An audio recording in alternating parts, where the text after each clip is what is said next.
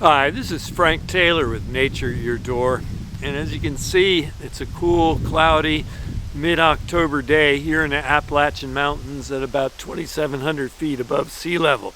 Just today, I was walking down this trail and I flipped over one of the pieces of aluminum roofing that I left here in order to enhance salamander and amphibian and reptile habitat, and as luck would have it, lying underneath was a red salamander. This is the second one I've seen here in 10 years, so I'm really excited.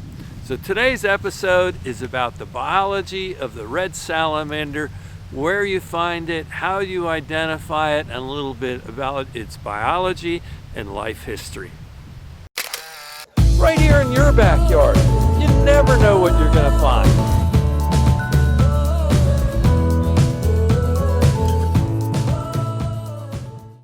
Red salamanders tend to move to uplands in the spring and summer and live their life as a terrestrial salamander. They're in the category Plethodon, which are the lungless salamanders. So this salamander, like many amphibians, has to keep its skin moist, but it's all the more important to keep it moist because it actually breathes through its skin. And because of that, salamanders like this are environmental indicators. They can tell you the quality of an environment. They are very sensitive to environmental changes. If they're not present, there may be something going on. Red salamanders occur over a very wide range, from New York State all down most of the East Coast, all the way into the panhandle of Florida. While they're not considered rare, it appears that their numbers are dropping throughout this range due to habitat encroachment. From their spring and summer terrestrial uplands, these salamanders will move to streams in fall and winter in order to breed.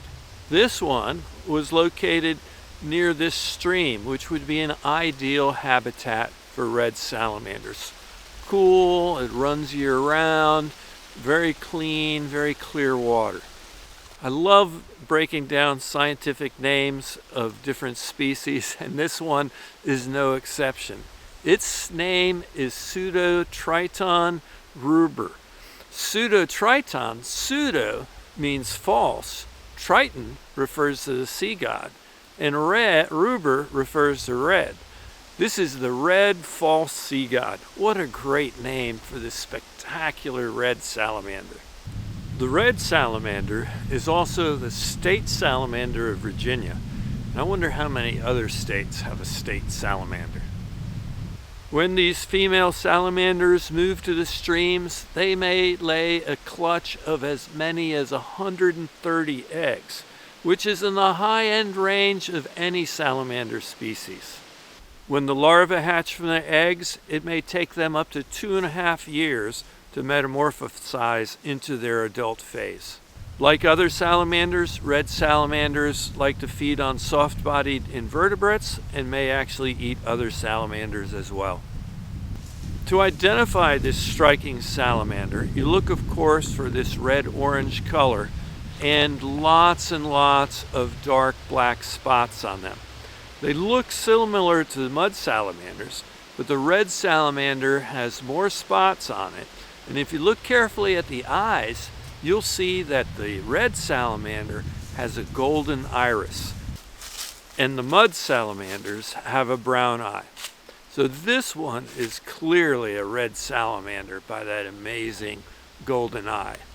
Because of their name and color, these salamanders are sometimes confused with the larva of the red-spotted newt. The red-spotted newt has this red F stage, which is also orange, but you can see the color pattern of dots is distinctly different. I have red salamanders, the red F stage of the newt, and spring salamanders as well on my land in this valley. These species seem to work together interspecifically through a science concept called Mullerian Mimicry.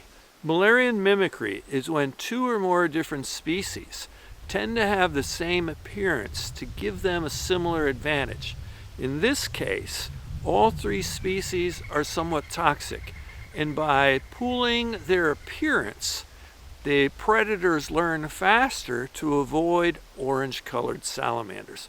Now, this is probably a pretty good example of Mullerian mimicry. I'm going to be releasing this salamander in the exact place I found him so it can go on and continue its life cycle undisturbed. I hope you enjoyed learning about this red salamander as much as I was excited to find one again. Remember, if you like my channel, please subscribe and give me a like. And check out my playlists. I cover everything from amphibians to reptiles, flowering plants to trees, fungi to insects, and everything in between. I have over 200 episodes now. So check out my playlist and see if there's something else that you might be interested in. So thanks again for watching this episode of Nature at Your Door.